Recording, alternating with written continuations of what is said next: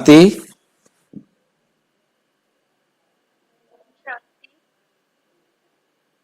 हमारे ईश्वरीय विश्वविद्यालय से डॉक्टर सुरेंद्र शर्मा भाई जी से अभी हमने जाना कि वो परमात्मा से उनका मिलन कैसे हुआ। पहले अध्याय में हमने देखा कि परमात्मा से उनका मिलन कैसे हुआ, परमात्मा और उनके नियम उन्होंने बताया। तीसरे अध्याय में उन्होंने बताया कि परमात्मा का परिचय कौन दे सकता है। परमात्मा स्वयं आके अपना परिचय देते हैं। अब हम भाई जी से जानना चाहेंगे कि परमात्मा सर्वधर्म माने हैं, ये वो बताए।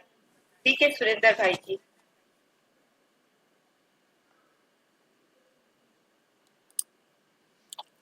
ओम शांति। परमात्मा और उनके नियम। आज हमारे सामने चौथा विषय है परमात्मा सर्वधर्म मान्य। परमात्मा वो होगा जिसको सारे संसार के धर्म माने। यदि उसे सारे संसार के धर्म नहीं मानते तो वो परमात्मा नहीं है। ये बात हमें बहुत अच्छी तरह से समझ लेनी है कि जो परमात्मा है वो सभी धर्मों के लिए एक है, अलग अलग नहीं है। तो जब सभी धर्मों का पिता परमात्मा एक है तो सभी उसको मानेंगे, सभी उसे स्वीकार करेंगे। तो परमपिता परमात्मा को सारे संसार के धर्म मानते हैं, कहते हैं सभी। गॉड कहें, परमात्मा कहें, ईश्वर कहें, उनके कहने का भाव कुछ भी होगा, परंतु वो कहे यही रहे हैं कि परमात्मा एक है। परमात्मा एक है, कभी भी दो नहीं कहेंगे। परमात्मा शब्द से भी समझ में आता है कि परमात्मा जो है वो एक है। परमात्मा शब्द भी ये बताता है कि वो दो या ज्यादा नहीं है। जब परमात्मा एक है तो परमात्मा का परिचय भी एक ही होगा। तो हम देखेंगे कि परम पिता परम आत्मा जो सारे संसार की आत्माओं का पिता है वो हम सब का एक है।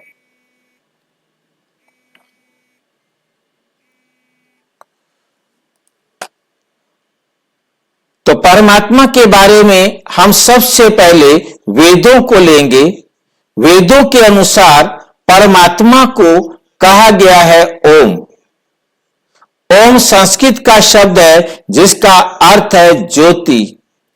इसलिए हम मंदिर में जलाते हैं ज्योति। पूजा करेंगे, पाठ करेंगे, कोई भी धार्मिक काम करेंगे तो वहां जलाएंगे ज्योति। हम कहते भी हैं आत्मा भी ज्योति और परम आत्मा भी ज्योति। आत्मा भी ज्योति है और परम आत्मा भी ज्योति है। इसलिए हम दिया जलाते हैं मंदिर में, पूजा करेंगे, पाठ करेंगे, कोई भी धार्मिक काम करेंगे, वहां ज्योति जलाएंगे। जागरण करेंगे, वहां भी हम ज्योति जला के रखेंगे।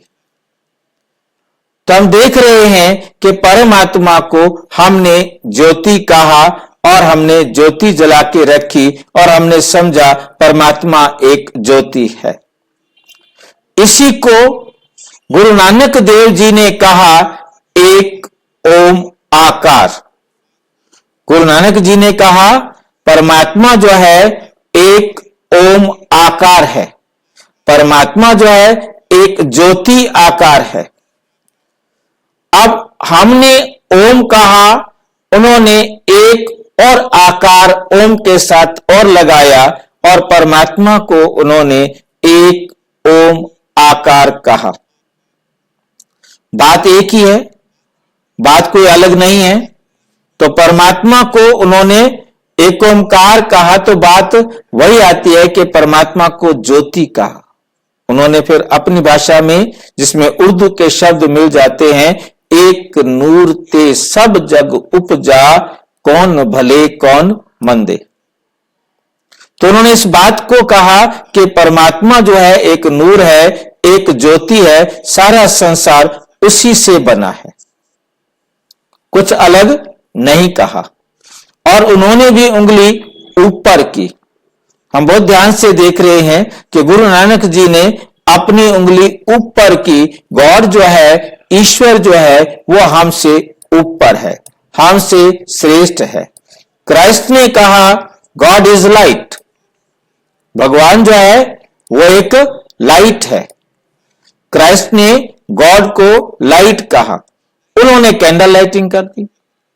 हमने मंदिर में दिया जलाया था, उन्होंने चर्च में मोमबत्ती जलाई और कहा कि भगवान जो है वो एक लाइट है। हम ध्यान से देखें, ओम के अंदर 3 अक्षर हैं और वो अपनी भाषा में गॉड बोलते हैं, उसमें भी 3 अक्षर हैं। आ मीन्स आकार देने वाला, G for generator, O means उकारने वाला, O for operator, D for destroyer और मा फॉर मायकार। मायकार बोलते हैं विनाश करने वाला। परमात्मा जो है सृष्टि का रचयिता है, सृष्टि का पालन करने वाला है और सृष्टि का संहार करने वाला है। सेम उन्होंने भी गॉड कहा, ओम का एक अपनी भाषा में परिवर्तित रूप कहेंगे।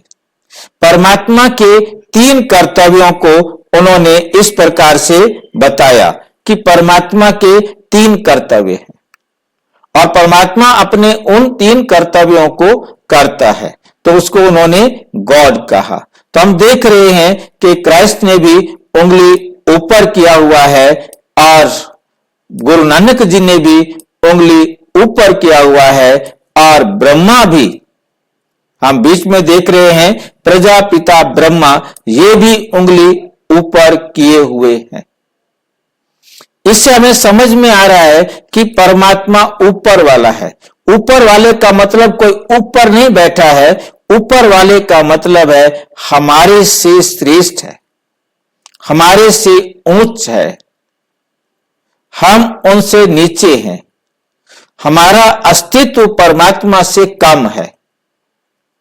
परमात्मा के बारे में इतना जितना उनको समझ में आया उन्होंने बताया, परंतु हम ध्यान से देख रहे हैं बता तीनों लगभग एक ही बात रहे हैं, चाहे ओम कहें, चाहे एक ओमकार कहें, चाहे हम लाइट कहें, गॉड इज लाइट कहें, बात एक ही है।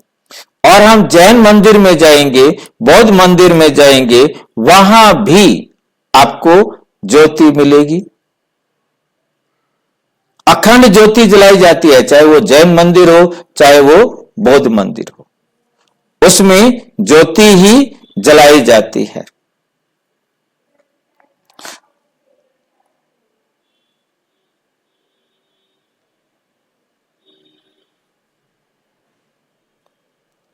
अखंड ज्योति जलाई जाती है और महात्मा बोध, चाहे जैन मंदिर में जाएं, चाहे हम बौद्ध मंदिर में जाएं, इन दोनों को भी देखें तो ये दोनों भी ध्यान में बैठे हुए हैं और इनका भी ध्यान उनकी आंखों से देखने से लगता है कि ऊपर, पर परमात्मा हमसे ऊपर है, हमसे श्रेष्ठ है, हमसे ऊंचा है। तो ये भी परमात्मा को ज्योति के रूप में मानते हैं और ऊपर मानते हैं। और हम ध्यान से देखें तो यहां पर मुसलमान भाई हज करने जाते हैं, वहां पर गोल काले रंग का पत्थर रखा है, वो भी कहते हैं कि खुदा एक नूर है। इस्लाम में ये कहा जाता है खुदा एक नूर है, नूर इलाही कहा जाता है। और इस जो वहां पर मक्का में जो पत्थर रखा है उसे कहा जाता है सांग ए अस्वद, उसे कहा जाता है सांग ए अस्वद।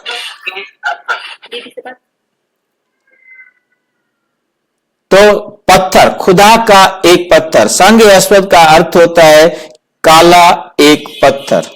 संग माना पत्थर और अस्वद माना काला, ए माना एक, काला एक पत्थर, खुदा का यादगार पत्थर।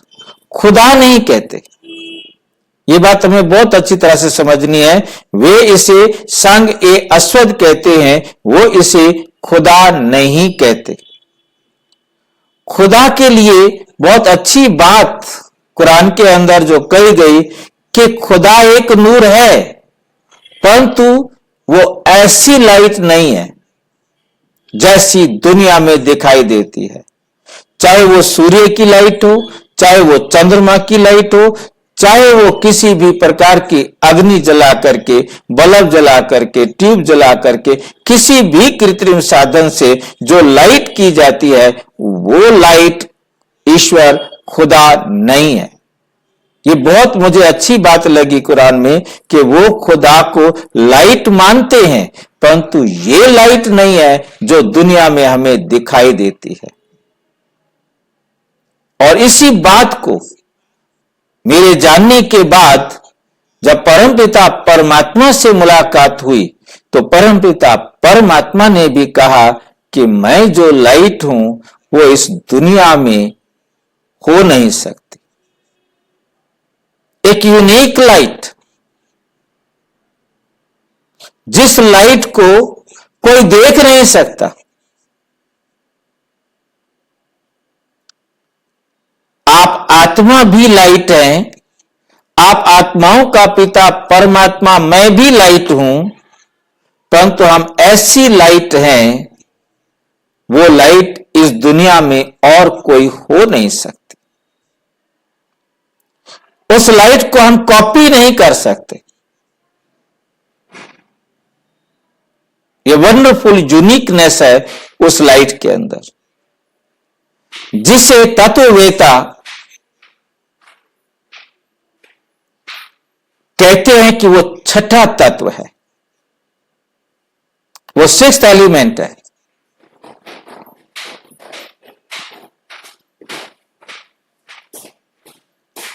तो हमें बहुत अच्छी तरह से समझना है, जो ये हम दिया जलाते हैं, जो भी हम प्रकाश के स्रोत जितने भी रखे हुए हैं, ये परमात्मा को याद दिलाने के निमित्त हैं, परंतु ये परमात्मा नहीं है। हमें बहुत अच्छी तरह से समझना है कि ये परमात्मा नहीं है। और हम ध्यान से देखें, सबसे पहला मंदिर इस पृथ्वी पर बनता है राजा विक्रमादित्य के द्वारा।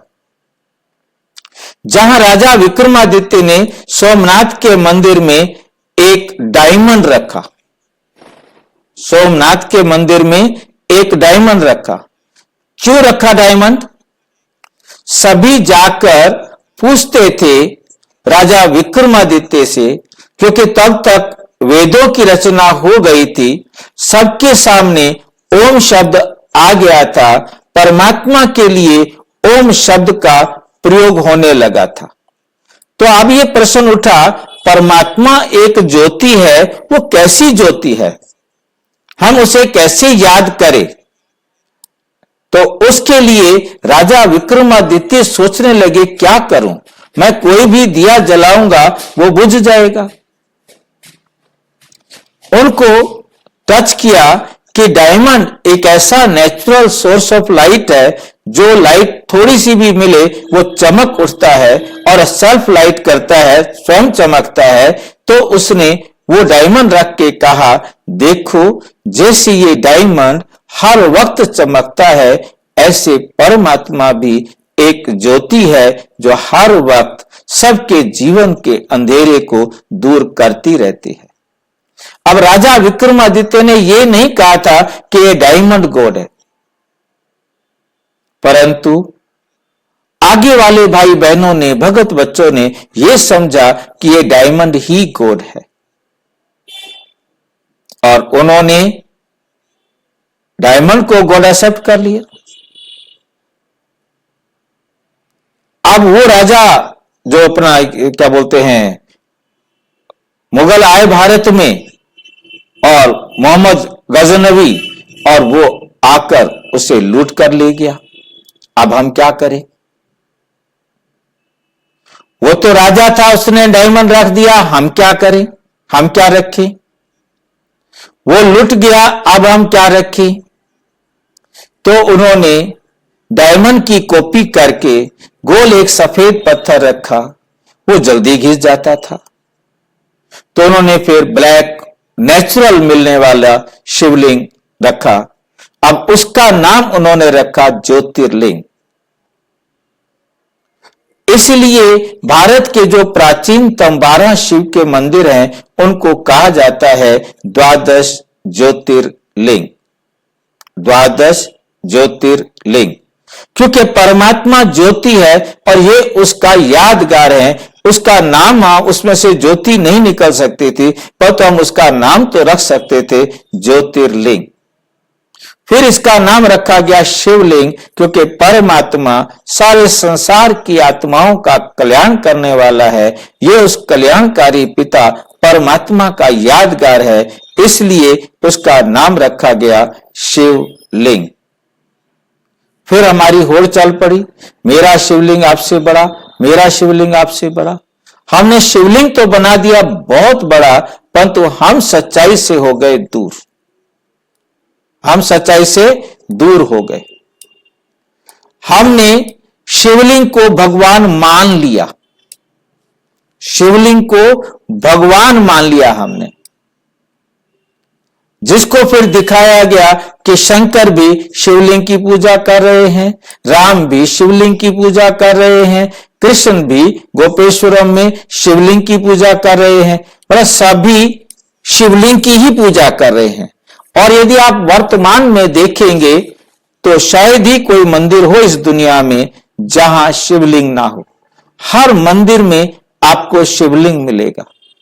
शिवलिंग सबसे पहले रखा हुआ होगा और फिर जो है ना सारे देवी देवताओं की मूर्ति रखी जाएगी। नियम अनुसार मंदिर बनेगा तो पहले शिवलिंग को स्थापित किया जाएगा और फिर जो है वहां पर किसी देवी देवता की मूर्ति को रखा जाएगा। अमरनाथ में जाएंगे तो वहां भी बर्फ का शिवलिंग बनता है, पशुपतिनाथ में भी शिवलिंग, हर मंदिर में शिवलिंग। ये शिवलिंग ज्योतिर्लिंग का बदला हुआ नाम है, क्योंकि परमात्मा ज्योति है और ये कल्याणकारी है ज्योति, तो उस ज्योति का नाम, कल्याणकारी परमात्मा का नाम शिव रखा गया। तो उसका ये यादगार है, तो इसलिए इसका नाम शिवलिंग रखा गया। तो हमें समझ में आ रहा है कि परमात्मा एक ज्योति है, ऐसी ज्योति जिसकी नकल हम नहीं कर सकते। वो परमात्मा आकर के ही अपना परिचय देते हैं कि मैं परम आत्मा और तुम सब आत्माएं हम एक जैसे हैं, एक साइज के हैं, परंतु हमारे में अंतर है। हम जो देहधारी आत्माएं हैं सारी देहधारी होने के कारण भोक्ता बनती हैं, परंतु परमात्मा अभोक्ता है। हम देह धारण करके जन्म मरण के चक्र में आते हैं, परमात्मा जन्म मरण के चक्र में नहीं आता है। वो अपनी देह नहीं है, उसका कोई शरीर नहीं है, ना वो शरीर बना सकता है ना धारण कर सकता है। वो केवल और केवल सूक्ष्म, अति सूक्ष्म ज्योति बिंदु आत्मा है। वो परम है, वो हम सबसे सर्वोच्च है, इसलिए उसे परम आत्मा कहा जाता है। और वो सारे संसार की आत्माओं से सर्वोच्च है, परम है, वो एक है, वो सर्वधर्म उसे मानते हैं। भाषा कुछ भी हो सकती है, वो उसे अपनी अपनी भाषा में कोई भी नाम दे, कोई भी नाम दे, परंतु वो कल्याणकारी ही है, सबको नेकी की राह पे चलाने वाला है, बदी से हटाने वाला है, सबकी प्रेयर की भाव एक ही है। सभी उस परमात्मा को पुकारते हैं कि हमें आकर अच्छे मार्ग पर चलाओ, सत्य मार्ग पर चलाओ, हमें गाइड करो, हमें रास्ता दिखाओ, हमारे जीवन को मार्गदर्शन करो ताकि हम श्रेष्ठ बन सके। तो हमें समझ में आया कि परमात्मा सर्वधर्म मान्य एक है। आपके मन में किसी भी प्रकार का कोई प्रश्न उठ रहा है तो पूछ सकते। कोई डाउट है, कोई बात स्पष्ट नहीं हुई है, या आपको लगता है कुछ और जानना चाहिए तो आप पूछ सकते हैं।